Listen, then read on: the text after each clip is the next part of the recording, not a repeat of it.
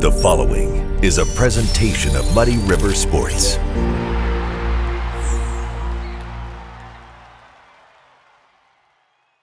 Welcome to another episode of Schuck on a Truck, brought to you by Schottenkirk Toyota. I'm Muddy River Sports editor Matt Schuckman, hanging out at Flint Stadium. Playoff week, Blue Devils at home on Saturday afternoon.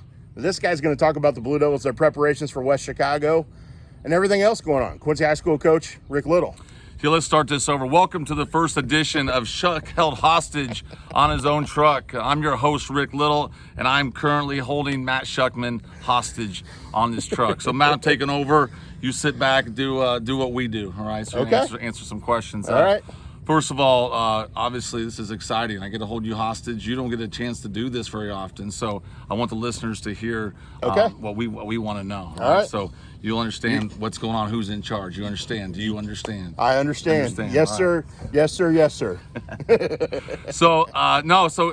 No, this is fun, right? So I'm glad to be able to do this. This is kind of my plan. Sorry to interrupt you. I don't know what you had going on. Dude, it's your game now. This is what's going on, all right? So obviously, thinking about this for a long time with these, even the coaches, we talk about this, came up with some questions. Okay. But I want you to kind of talk about, obviously, this is my words, right? So just take this compliment as is. Okay. Obviously, you do a great job. We've had a lot of great media members in my lifetime here in this area.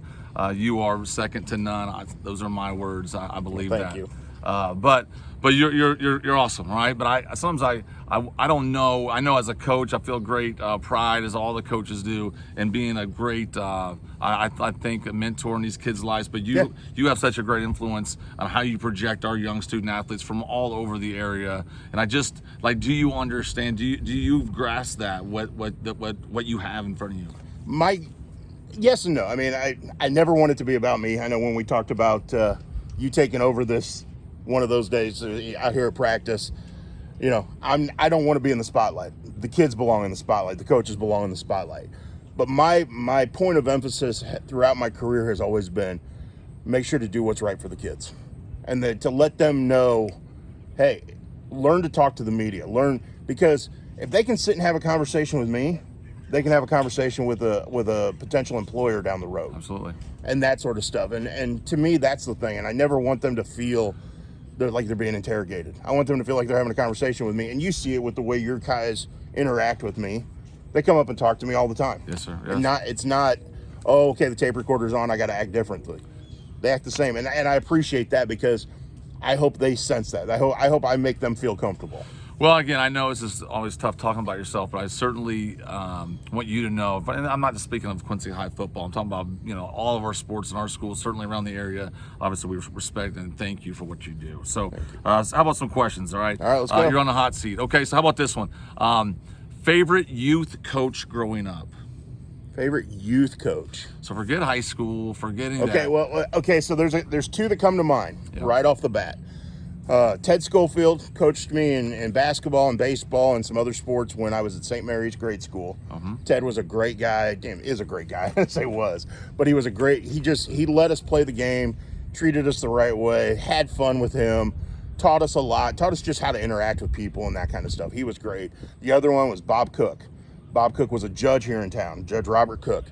He was one of my Little League baseball coaches, who actually, when Michelle and I got married in 2010, he performed the ceremony. Very good. He was retired judge at that point, but he was still allowed to do those ceremonies. So we asked him because of my relationship with him. Those are two guys from youth sports that made an impact on my life. And I asked the question because I know growing up, those are the most, I think, influential moments, as you grow up. So obviously a pro career didn't work out, right? We all sometimes fall short. We knew that wasn't happening. When did you know, hey, this is what I'm going to do? I got a gift to gab. I got a gift to write. When did you know that this is what I'm doing? Freshman year of high school. So I went to a Catholic grade school here in Quincy, St. Mary's. Went to junior high in 9th grade. Okay. Joined the junior highlights staff, which was the student newspaper at junior high at the time. Betty Anders, one of my all-time favorite teachers. She's right up there at the top of the list, was the teacher for that class. But right then I knew. I knew I wanted to be a journalist. I wanted to be a sports writer. I wanted to work in the newspaper business.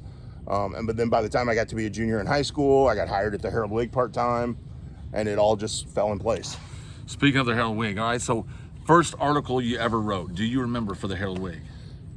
I remember the first game I ever covered. I do not remember the first. Okay, so when I started working there was in 1989. Okay. I had yet to turn 16. My birthday's in October, so I started in that August.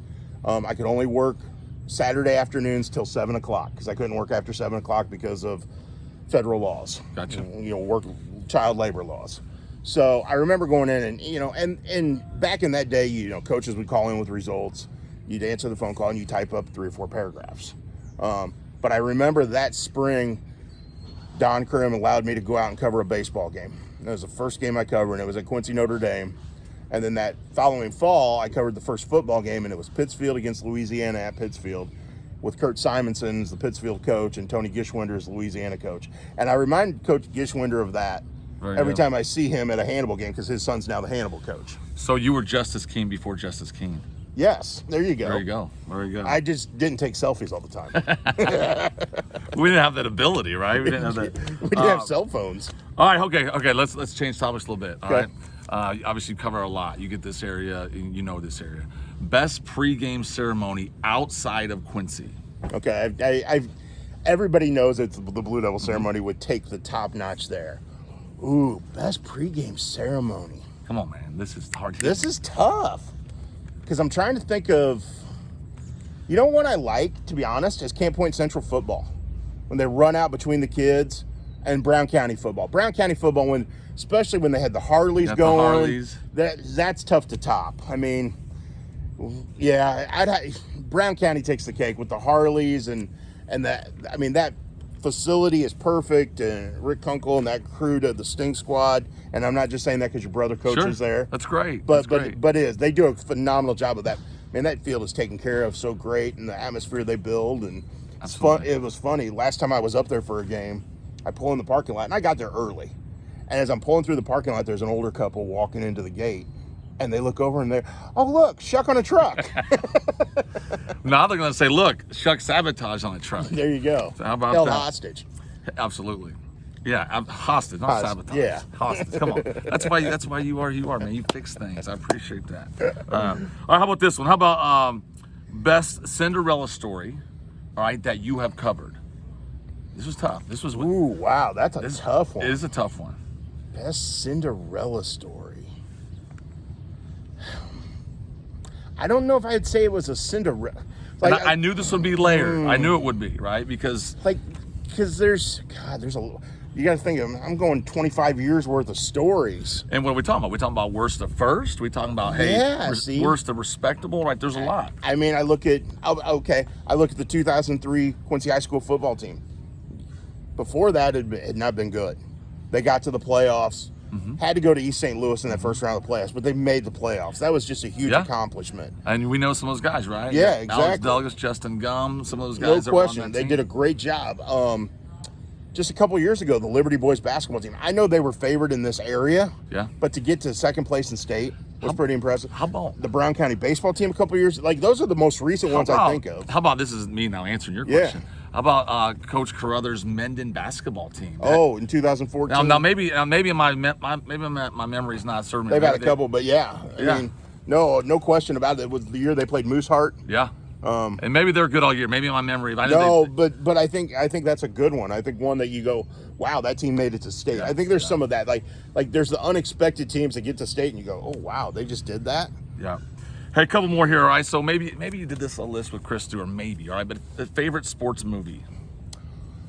Well, okay, so favorite baseball movie is easy. Favorite sports movie in general? That's a little tougher because there's so much that it encompasses. Now, my favorite baseball movie is The Natural. Absolutely. Without a doubt, wholeheartedly. Favorite sports movie might be Miracle. Okay. Obviously, growing up, I love the Olympics. Absolutely, especially the Winter Olympics. More so, I've always, since I was a little kid, I wanted to ride in a bobsled. Absolutely, I get it. So a little Cool Runnings? Yeah, so Cool Runnings is a cool movie. But I've always wanted to, so Winter Olympics have always held, I remember standing in front of the television, hand over my heart, singing the national anthem when they got the gold medal in 1980. That's awesome. And I remember watching that vividly. So when that movie came out, all those memories came back. Absolutely. Which was really cool. Yeah. Really cool. Okay, so let me take it a little more specific here. Excuse me. So favorite sports movie line? Oh, from The Natural, without a doubt. Pick me out a winner, Bobby. Well, I love that one. I mean, and there are, we could go on and on because there's Major League's got some. Major League's got some great ones. Randy Medemeyer, I hear you. Yo, Jobu, bartender needs a refill. Lou Brown tells the Yeah. let's go win the whole thing. Yeah, that's right. Yeah. Yeah, God, Major League's got a great bunch of one-liners. But yeah, but again, and you and I have talked about baseball a lot over the years of doing things. I'm a baseball guy. Baseball's my favorite sport. Always has been. Always will be. That pick me out a winner, Bobby moment in the Natural just takes the cake. So I'm glad you said that because I try to stay away from some of the questions that would put you. You know what I mean? I know you cover them all and you do a great job covering them all, but you're a human being. You have favorites, right? Oh, no question. And that's good. I'm glad you said But that. what's interesting about that is baseball's my favorite sport. I don't know if it's my favorite sport to cover. Okay, makes sense. Because there's different layers to covering teams and covering sports. I love football. Covering football is a lot of fun because there's so many ups and downs. There's so many, the momentum shifts so often. And I think for me, covering the Blue Devil basketball program, being able to write a book about it is a highlight of my career, and something I treasure. But what makes covering the teams in this area, the people in this area, special, and it could be a sport I don't care about. Like in general, like everybody's got their favorite sports, and they got some that go, okay, yeah, okay, Yeah.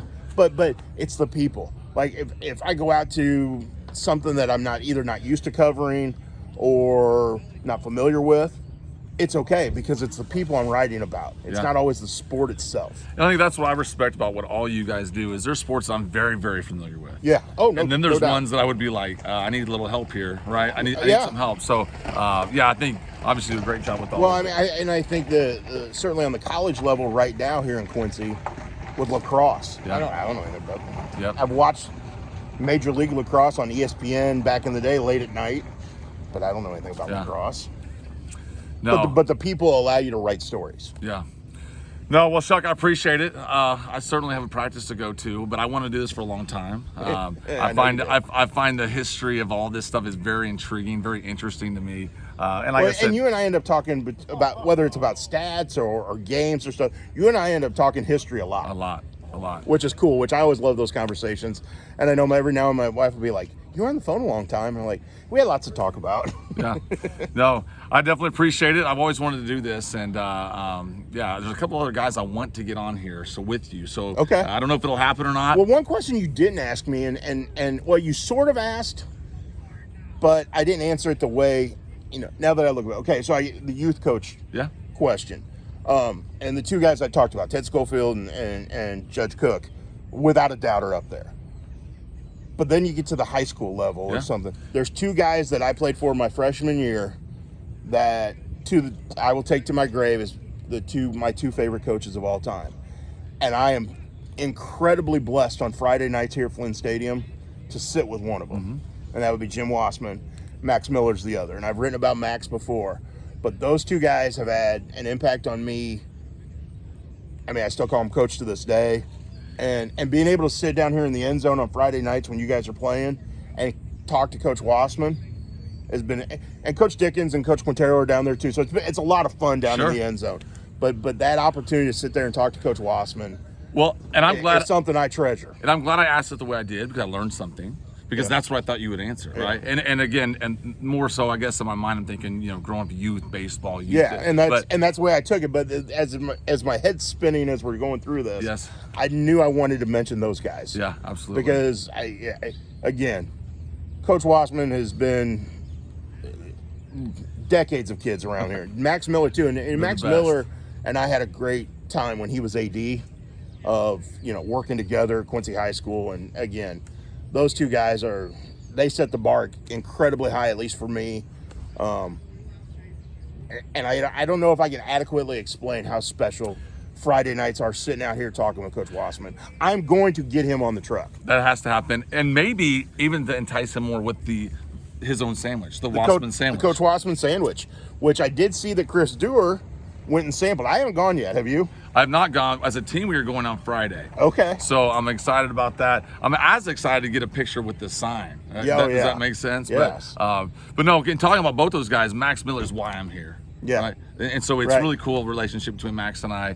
He was the AD at the time, and it's a long story, but he is really the reason why I'm here. And so I so appreciate him. We text after every game. I know, I mean, he's a special man. Yeah. And then Coach Wassman is what got me through my first couple of years here. Yeah, I can see that. He leans over because he carried me, and so I definitely appreciate him. And what's cool is like you and I have those connections with those guys, but you and I have a history.